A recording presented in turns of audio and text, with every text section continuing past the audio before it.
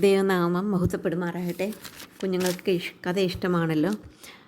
ഇന്ന് നമുക്ക് കഥ പഠിക്കാം. അതിനു മുമ്പായിട്ടൊരു വാക്യം പഠിക്കാം. ഉൽപ്പത്തി പുസ്തകം 24-ാം അധ്യായത്തിൻ്റെ 50-ാം വാക്യം. ഉൽപ്പത്തി 24:50. അപ്പോൾ ലാബാനും ബെതുവേലും, ഈ കാര്യം യഹോവയാൽ വരുന്നു, നിന്നോട് ഗുണമെങ്കിലും ദോഷമെങ്കിലും പറവാൻ ഞങ്ങൾക്ക് കഴിയുകയില്ല. ഈസി ആയിട്ടുള്ള വാക്യമാണ്. യഹോവ ഗൈഡ് ചെയ്യുന്നു, അല്ലെങ്കിൽ ഒരു കാര്യം യഹോവയാൽ സംഭവിക്കുന്നു. അപ്പോൾ അവർ പറയുകയാണ്, ലാബാനും ബെതുവേലും പറയുകയാണ്, ലാബാൻ്റെ അപ്പനാണ് ബെതുവേൽ പറയുകയാണ്, ഈ കാര്യം യഹോവയാൽ വരുന്നു, നിന്നോട് ഗുണമെങ്കിലും ദോഷമെങ്കിലും പറവാൻ ഞങ്ങൾക്ക് കഴിയുകയില്ല. നമുക്കപ്പോൾ ഒന്നോടെ ആ വാക്യം പഠിക്കാം. 24:50 വാക്യം. അപ്പോൾ ലാബാനും ബെതുവേലും, ഈ കാര്യം യഹോവയാൽ വരുന്നു, നിന്നോട് ഗുണമെങ്കിലും ദോഷമെങ്കിലും പറവാൻ ഞങ്ങൾക്ക് കഴിയുകയില്ല. അബ്രാഹാം വയസ്സെന്ന് പ്രായം ഒത്തിരി ആയി കഴിഞ്ഞപ്പോൾ തൻ്റെ ദാസനായ എലയാസറിനെ വിളിച്ചു. എലയാസർ എല്ലാ വിചാരകന്മാരിലും ഹെഡായിട്ടുള്ളതായിരുന്നു എലയാസർ. അപ്പോൾ എലയാസറിനോട് പറഞ്ഞു, നീ എന്നോടൊരു പ്രോമിസ് ചെയ്യിക്ക്, നീ എൻ്റെ മകന് വേണ്ടി ഒരു സ്ത്രീ എടുക്കണം.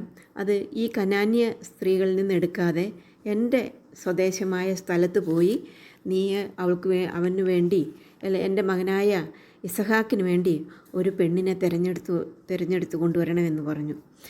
അപ്പോൾ എലയാസർ ചോദിച്ചു, പെണ്ണിന് എൻ്റെ കൂടെ വരാൻ മനസ്സില്ലെങ്കിലോ എന്ന് ചോദിച്ചു. അപ്പോൾ അബ്രഹാം പറഞ്ഞു, നിന്നോട് കൂടെ വരാൻ മനസ്സില്ലെങ്കിൽ നീ പ്രോമിസ് ചെയ്തതിൽ നിന്ന് അത് സാരമില്ല, പക്ഷേ എൻ്റെ മകനെ അങ്ങോട്ട് മടക്കിക്കൊണ്ട് പോവോ മാത്രം ചെയ്യരുതെന്ന് പറഞ്ഞു.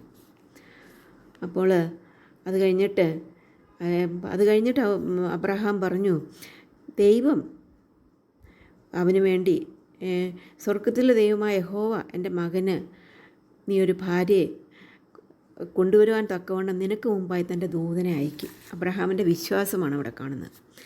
അങ്ങനെ എലയാസർ അവിടെ നിന്ന് അബ്രഹാം 10 ഒട്ടകങ്ങളും വിശേഷപ്പെട്ട വസ്തുക്കളുമൊക്കെ ആയിട്ട് മെസപ്പൊത്തോമിയിൽ നാഹോറിൻ്റെ പട്ടണത്തിൽ ചെന്നു. അപ്പോൾ എന്നിട്ട് പട്ടണത്തിൻ്റെ അടുത്ത് ഒരു കിണറ്റിൻ്റെ അരികിൽ ചെന്നിട്ട് എലയാസർ ഈ അബ്രഹാമിൻ്റെ കൂടെ വസിക്കുന്നതായതുകൊണ്ട് ദൈവത്തെ പ്രാർത്ഥനയെക്കുറിച്ചും മറ്റുള്ള കാര്യങ്ങളും ദൈവത്തിലുള്ള വിശ്വാസമൊക്കെ ഉണ്ട്. അതുകൊണ്ട് എലയാസർ ഇങ്ങനെ പ്രാർത്ഥിച്ചു, ദൈവമേ, ഞാനിവിടെ നിൽക്കുകയാണ്, എൻ്റെ മകന് വേണ്ടി ഒരു വിവാഹത്തിന് വേണ്ടി ഞാൻ വന്നിരിക്കുകയാണ്.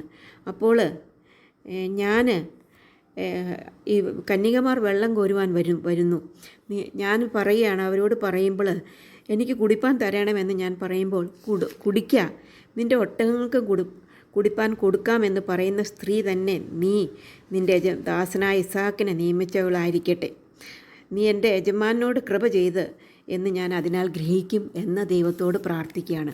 അങ്ങനെ പ്രാർത്ഥിച്ചുകൊണ്ടിരുന്നപ്പോൾ തന്നെ, പ്രാർത്ഥിച്ച് മുമ്പ് തന്നെ അബ്രഹാമിൻ്റെ സഹോദരനായ നാഹോരിൻ്റെ ഭാര്യ മിൽക്കയുടെ മകൻ ബെതുവേലിൻ്റെ മകൾ റിബേക്ക തോളിൽ പാത്രവുമായിട്ട് വന്നു. ബാല അതിസുന്ദരിയും പുരുഷൻ തൊടാത്ത കന്യകയുമായിരുന്നു. അവൾ കിണറ്റിൽ ഇറങ്ങി പാത്രം നിറച്ച് കയറി വന്നപ്പോൾ എലയാസർ പറഞ്ഞു, എനിക്ക് കുറച്ച് കുടിപ്പാൻ വെള്ളം തരണം എന്ന് പറഞ്ഞു. അപ്പോൾ അവൾ പറഞ്ഞു, കുടിക്കുക, ഞാൻ നിൻ്റെ ഒട്ടകങ്ങൾക്കും വേണ്ടുവോളം കൊടുക്കാമെന്ന് പറഞ്ഞു. അവൾ ഒട്ടകങ്ങൾക്ക് വെള്ളം കൊടുക്കുക എന്നുള്ളത് എളുപ്പമുള്ള പണിയൊന്നുമല്ല. അവൾ അധ്വാനശീലമുള്ളൊരു പെൺകുട്ടി ആയതുകൊണ്ടാണ് കുഞ്ഞുങ്ങളെ അവൾക്ക് അങ്ങനെ പറയാൻ സാധിച്ചത്. അല്ലെങ്കിൽ മടിച്ചുകളോ ജോലി ചെയ്യാത്തവരാണെങ്കിൽ അത്ര ഒട്ടകത്തിനൊന്നും വയറ് നിറച്ച് എത്ര ഒട്ടകങ്ങളാണ്, 10 ഒട്ടകങ്ങൾക്ക് വെള്ളം കൊടുക്കുക എന്നുള്ളത് ഒരു പെൺകുട്ടിയെ കൊണ്ട് അസാധ്യമായിട്ടുള്ള കാര്യമാണ്. എന്നാൽ അവൾ ആ ഒട്ടകങ്ങൾക്കും എലയാസറിന് ആദ്യം വെള്ളം കൊടുത്തു, അതിനുശേഷം ഒട്ടകങ്ങൾക്കും വെള്ളം കൊടുത്തു. അപ്പോൾ എലയാസർ ഒട്ടകങ്ങളെല്ലാം കുടിച്ചു തീർന്നു കഴിഞ്ഞപ്പോൾ എലയാസർ 1/2 ശേക്കൽ തൂക്കമുള്ള ഒരു പൊൻമൂക്കത്തിയും അവളുടെ കൈക്കിടുവാൻ 10 ശേക്കൽ തൂക്കമുള്ള 2 വളയും അവൾക്ക് കൊടുത്തു. അത് കഴിഞ്ഞിട്ട് അവളോട് ചോദിച്ചു, നിൻ്റെ വീട്ടിൽ എൻ്റെ ഒട്ടകങ്ങൾക്കും എനിക്കും താമസിക്കാൻ സൗകര്യമുണ്ടോയെന്ന്. അവൾ പറഞ്ഞു, ഉണ്ട് എന്ന് പറഞ്ഞു. അവൾ ഓടി അവളുടെ അപ്പൻ്റെ അടുത്ത് ബെതുവേലിൻ്റെ അടുത്തും അവളുടെ അമ്മയുടെ സഹോദരൻ്റെ അടുത്തും അവൾ ലാബാൻ്റെ അടുത്തും ഓടിച്ചെന്നു. അപ്പോൾ അവിടെ ചെന്നിട്ട് വിവരങ്ങൾ പറഞ്ഞു കഴിഞ്ഞപ്പോൾ ലാബോന് ഓടി എതിരേറ്റ് വന്നു. ഈ എലയാസറിനെതിരേറ്റ് എന്നിട്ട് എലയാസറിനോട് പറഞ്ഞു, ഞങ്ങളുടെ വീട്ടിൽ നിനക്ക് വന്ന് താമസിക്കാം, അവിടെ വൈക്കോലും തീനും കൂടെയുള്ളവർക്ക് കാല് കഴുകാൻ വെള്ളവും എല്ലാം ഉണ്ട് എന്ന് പറഞ്ഞു. അപ്പോൾ എലയാസർ പറഞ്ഞു, ഞാൻ വന്ന കാര്യം പറഞ്ഞു തീരും മുമ്പേ ഞാൻ ഭക്ഷണം കഴിക്കയില്ല എന്ന് പറഞ്ഞു. അങ്ങനെ അവർ എലയാസറിന് വേണ്ടി ഭക്ഷണം ഒരുക്കി. അപ്പോഴാണ് ലാബാനും ബെതുവേലും പറഞ്ഞത്, ഈ കാര്യം യഹോവയാൽ വരുന്നു, നിനക്ക് ഗുണമെങ്കിലും ദോഷമെങ്കിലും പറവാൻ ഞങ്ങൾക്ക് കഴിയുകയില്ല. അപ്പോൾ ലാബാനും ബെതുവേലും പറഞ്ഞു, ഈ കാര്യം യഹോവയാൽ വരുന്നു, നിനക്ക് ഗുണമെങ്കിലും ദോഷമെങ്കിലും പറവാൻ കഴിയുകയില്ല എന്ന് പറഞ്ഞു. അങ്ങനെ അവർ ഒന്നിച്ച് ഭക്ഷണം കഴിച്ചു. ഭക്ഷണം കഴിച്ചതിന് ശേഷം അവളെ വിളിച്ച് ചോദിച്ചു. അവൾക്കും സമ്മതമായിരുന്നു. അത് കഴിഞ്ഞതിന് ശേഷം ഇതാ റിബേക്ക ഇവിടെ ഉണ്ടല്ലോ, അവളെ കൂട്ടിക്കൊണ്ടു പോകുക എന്ന് പറഞ്ഞു. അപ്പോൾ എലയാസർ ദൈവത്തെ വീണ് നമസ്കരിച്ചു. കാരണം ദൈവമാണ് ഈ കാര്യങ്ങൾ സാധ്യമാക്കി കൊടുത്തത് എന്നുള്ളത് അവന് മനസ്സിലായി. അപ്പോൾ യഹോവയുടെ മുമ്പാകെ സാഷ്ടാംഗം നമസ്കരിച്ചു.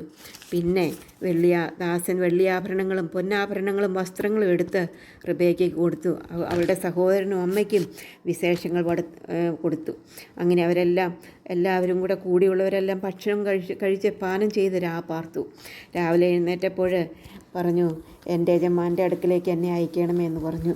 അപ്പോൾ അവളുടെ സഹോദരനും അമ്മയും പറഞ്ഞു, ഒരു 10 ദിവസമെങ്കിലും ഞങ്ങളുടെ കൂടെ താമസിക്കട്ടെ എന്ന് എന്ന് പറഞ്ഞു.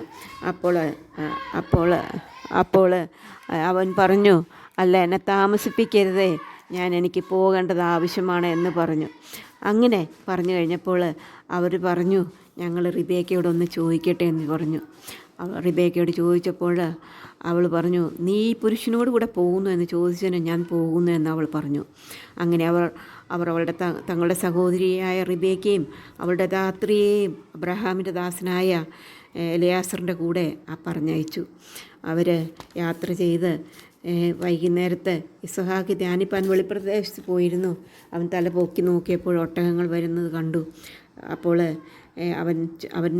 അവന് മനസ്സിലായി എലയാസർ വരുന്നതെന്ന്. അപ്പോൾ റിബേക്ക ഒട്ടകപ്പുറത്ത് നിന്ന് ഇറങ്ങി. അത് കഴിഞ്ഞതിന് ശേഷം അവൾ ഒരു മൂടുപടം എടുത്ത് തന്നെ മൂടി താൻ ചെയ്ത കാര്യമൊക്കെയും ദാസൻ യാക്കോബിനോട് വിവരിച്ചു പറഞ്ഞു. ഇസ്ഹാക്ക് അവളെ തൻ്റെ അമ്മയുടെ കൂടാരത്തിൽ കൊണ്ടുപോയി അവളെ വിവാഹം കഴിച്ചു. അങ്ങനെ യാക്കോബും അങ്ങനെ റിബേക്കയുടെ ഭർത്താവായ ഇസഹാക്കും സന്തോഷിച്ചു. കാരണം അവളിൽ സ്നേഹമായി അവർ സന്തോഷിച്ചു. ദൈവം അവർക്ക് ഒരുക്കി കൊടുത്ത വിവാഹമാണെന്ന് അവർ മനസ്സിലാക്കി. അവർ ദൈവത്തെ സ്തുതിച്ചു, സ്തോത്രം ചെയ്തു. അബ്രഹാമും ദൈവത്തെ സ്തുതിച്ചു. നമുക്ക് പ്രാർത്ഥിക്കാം. സ്നേഹവാനായ ദൈവമേ, നല്ല സമയത്തിനായിട്ട് നിന്നെ സ്തുതിക്കുന്നു. നിൻ്റെ മക്കളായ ഞങ്ങൾക്ക് നിൻ്റെ സന്നിധിയിൽ വരുവാൻ സഹായിച്ചുകൊണ്ട് സ്തോത്രം. ദുഷ്ട നിറഞ്ഞ ലോകത്തിൽ ഞങ്ങളെ സൂക്ഷിക്കുകയും കരുതുകയും ചെയ്യുന്ന എൻ്റെ കൃപകൾക്കായിട്ട് സ്തോത്രം. കർത്താവ്, ഞങ്ങൾക്ക് വേണ്ടി കരുതുന്ന ഒരു കർത്താവ് എല്ലാ സ്റ്റെപ്പിലും ഞങ്ങളോട് കൂടി കൊണ്ട് അതോർത്ത് ഞങ്ങൾ നിന്നെ സ്തുതിക്കുന്നു, സ്തോത്രം ചെയ്യുന്നു.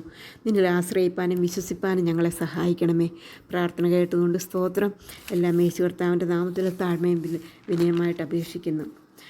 ഇവിടെ ഇതിൽ അനേക ഗുണപാഠങ്ങൾ ഈ കഥയിൽ നിന്ന് നമുക്ക് മനസ്സിലാക്കുവാനായിട്ട് സാധിക്കും.